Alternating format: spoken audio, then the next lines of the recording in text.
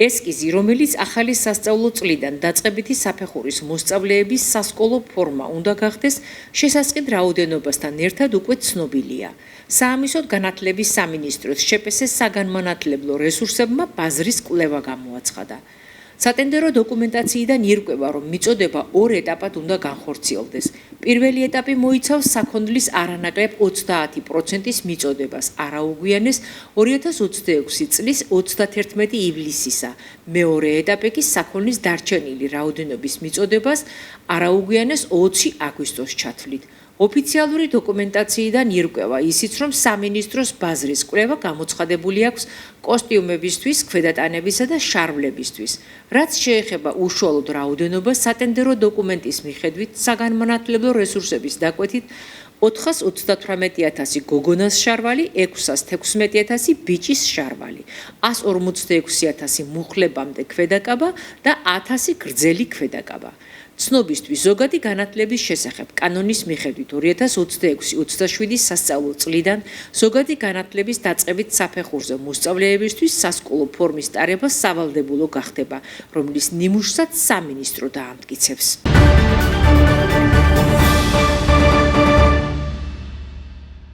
მარტვილში ცოფი გამოვლინდა მიმდინარე წლის 14 აპრილს ქუთაისის თავშესაფარში გადაყვანილ უპატრონო ძაღლს, რომელიც საეჭვო სტატუსით იზოლირებულად დაკვირვების ქვეშ იმყოფებოდა, ლაბორატორიულად ცოფი დაუდასტურდა.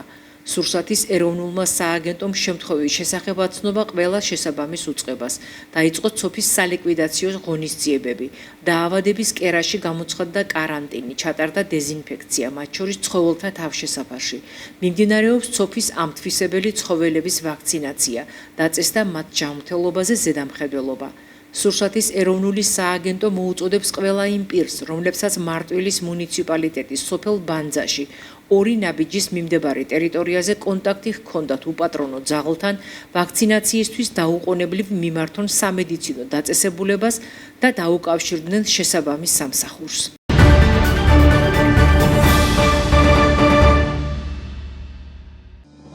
იყალთოს მონასტრის დაარსება მე-6 საუკუნის მეორე ნახევარში 13 ასურელ მამათაგან ერთ-ერთის წმინდა ზენონ იყალთოელის მოღვაწეობას უკავშირდება. ეს არის ქართული კულტურული მემკვიდრეობის ერთ-ერთი უმნიშვნელოვანესი ძეგლი. მე-11-მე-12 საუკუნეთა მიჯნაზე აქ აკადემია დააარსა ცნობილმა ქართველმა სასულიერო მოღვაწემ და ფილოსოფოსმა არსენ იყალთოელმა. ეს იყო ძალიან მნიშვნელოვანი კულტურული სამწერლობო კერა, რაც ქართული კულტურული მემკვიდრეობისათვის, ზოგადად ქვეყნის ისტორიისათვის ხაზს უსვავს აი ამ სამონასტრო კომპლექსის უდიდეს მნიშვნელობას. ამის შემდეგ მონასტრის მნიშვნელობა გასცდა კახეთის ფარგლებს და მთელი საქართველოს დიდ კულტურულ საგანმანათლებლო ცენტრად იქცა. გელათთან ერთად იყალთოს აკადემია ზრუნავდა და შრომობდა ჩვენი ერის სარწმუნოებრივ განათლებასა და სარწმუნოებრივ სიმტკიცეზე. სამონასტრო კომპლექსში შედის ფერისცვალების, სამებისა და ყველაწმინდის ეკლესიები, აკადემიის შენობა, სატრაპეზო, მარანი, 6 ეკლესიისა და რამდენიმე შენობის ნაშთი. მონასტრის მთავარი ტაძარია ფერისცვალების ეკლესია, ღვთაება. იგი სავარაუდოდ აგებულია მე-9 საუკუნეში. ძველი ეკლესიის ადგილზე, სადაც დაკრძალული იყო წმინდა მამა ზენონი. დროთა განმავლობაში ტაძარს მნიშვნელოვანი სამუშაოები ჩაუტარდა. მონასტრის მთავარი ტაძრის სამხრეთით, ეზოს ახლანდელ ზღუდესთან, რიყის ქვით ნაგები დიდი შენობის, აკადემიის ნანგრევია. ეროვნული მნიშვნელობის კატეგორიის ძეგლის, რომელსაც აქვს უდიდესი ისტორიული, მხატვრული, არქიტექტურული მნიშვნელობა ქვეყნის კულტურული მემკვიდრეობისათვის, მისი შენარჩუნება არის სახელმწიფოს ერთ-ერთი პრიორიტეტი. ამჟამად საქართველოს კულტურული მემკვიდრეობის დაცვის ეროვნული სააგენტო კულტურის სამინისტროს მხარდაჭერით ახორციელებს სარეაბილიტაციო სამუშაოებს. ამ ეტაპზე მიმდინარეობს ფერისცვალების ეკლესიის ტაძრის კალთებზე სპილენძის გადახურვისა და სარტყლის მოწყობა. ტაძრის ინტერიერში გვიანდელი შელესილობისა და შეღებილი ნაწილების მოხსნა, ბზარების ჩაკერვა, დაჩანგვლა და ინექცირება. აქაური მონასტრის რესტავრაცია და ამ ისტორიის აღდგენა აღორძინება არის ძალიან მნიშვნელოვანი. საძირკვლის გაძლიერების მიზნით ტაძრის დარბაზსა და საკურთხეველში აგურის იატაკი მოიხსნა და ჩატარდა საძირკვლის გაძლიერების სამუშაოები. გუმბათზე მოწყობილია სპილენძის გადახურვა და სარტყელი. პროექტის დასასრულებლად საჭიროა ტაძრის ინტერიერში აგურის იატაკის დაგება. ტაძრის დასავლეთ მინაშენის მეორე სართულზე არსებული გადასაწყობი აგურის იატაკის აყრა და ახლიდან მოწყობა, ინტერიერის შელესვა. აკადემიის შენობის რეაბილიტაციის ფარგლებში უკვე მოიხსნა მცენარეული საფარი. გადაეწყო გალავნის კედელი და მოიხსნა მორყეული ქვები. მიმდინარეობს გალავნის მიმდებარედ მიწის მოჭრა და საძირკვლის გაძლიერების სამუშაოები. აკადემიის შენობაზე დარჩენილია საკონსერვაციო ფენის მოწყობა, ნაკერების აღდგენა, საყრდენი კედლის მოწყობა და მოხსნილი მორყეული ქვების ადგილზე დაბრუნება.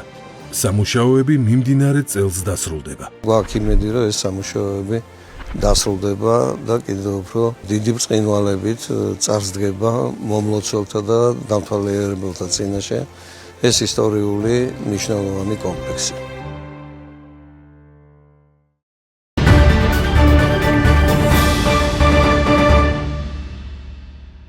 სემნარ ბენდელიანი, დემეტრე ბირბიჩაძე, თაზო სიმონიძე და ლუკა ჩინჩალაძე 4 ძიუდოისტი ზესტაფონიდან ზუგდიდის მერიის თასის გამარჯვებული გახდა.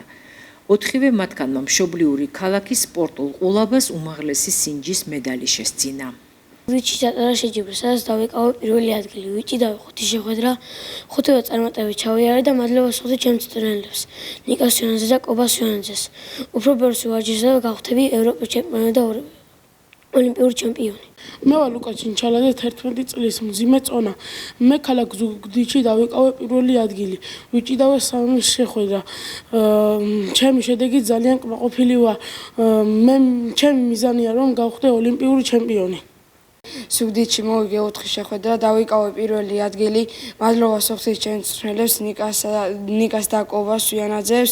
მე მინდა რომ სოფლიოსა და საქართველოს ჩემპიონი რომ გავხდე. სამი ზესტაფონელი ძიუდოისტი დაჩი ჭანტურიძე, ლაზარე შარიქაძე და გიორგი კვარაცხელია მეორე საპრიზო ადგილის მფლობელი გახდა.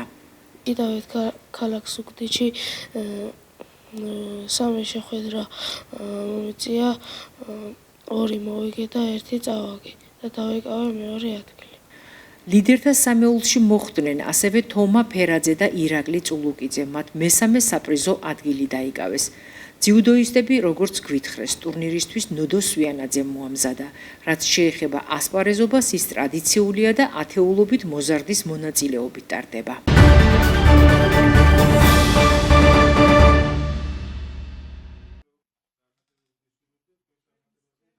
სიახლე არ არის, რომ სამინისტროსთვის განსაკუთრებულ პრიორიტეტს წარმოადგენს მუშაობა პირველადი ჯანდაცვის მიმართულებით და განსაკუთრებულად მნიშვნელოვანია ამ რგოლის განვითარება რეგიონებში. იხსნება ახალი ინფრასტრუქტურა, რომელიც თანამედროვე სტანდარტის ინფრასტრუქტურაა და იმავდროულად შესაძლებელია მაღალი სტანდარტის პირველადი ჯანდაცვის სერვისებით სარგებლობა უშუალოდ სოფლის მაცხოვრებლებისთვის ამავე სოფელში. ვფიქრობ, რომ ეს პროგრამა ერთმნიშვნელოვნად საჭიროებს კიდევ უფრო მეტად გაფართოებასა და გაძლიერებას და ეს ბუნებრივია დარჩება ჩვენი სამინისტროს პრიორიტეტად. ამბულატორიის მოსახლეობა საკმაოდ მოცულობითია ამ ამბულატორიის მიკუთვნებულ სოფლებში, სადაც მაღალი სტანდარტის მქონე ინფრასტრუქტურით და აღჭურვილობით ვაწვდით პირველად ჯანდაცვის სერვისებს. წელს დაგეგმილია კიდევ 6 ამბულატორიის გახსნა საქართველოს მასშტაბით, სადაც ასევე ჩვენი მაღალკვალიფიციური სოფლის ექიმების მეშვეობით თანამედროვე შენობებში, თანამედროვე აღჭურვილობით შესაძლებლობა გვექნება მოემსახუროთ მაღალი დონის სამედიცინო სერვისები. ახალი ამბულატორია ყველასთვის ასიამოვნოა, როგორც პერსონალისათვის, ისე მოსახლეობისათვის, ვინაიდან იმ სერვისების გაწევა გაცილებით იოლია ესეთ კეთილმოწყობილ ამბულატორიაში, დაწყებული გლიკემიის განსაზღვრიდან, ელექტროკარდიოგრამის გადაღებით, ასევე ტარდება სკრინინგი ცეჰეპატიტზე რეგულარულად.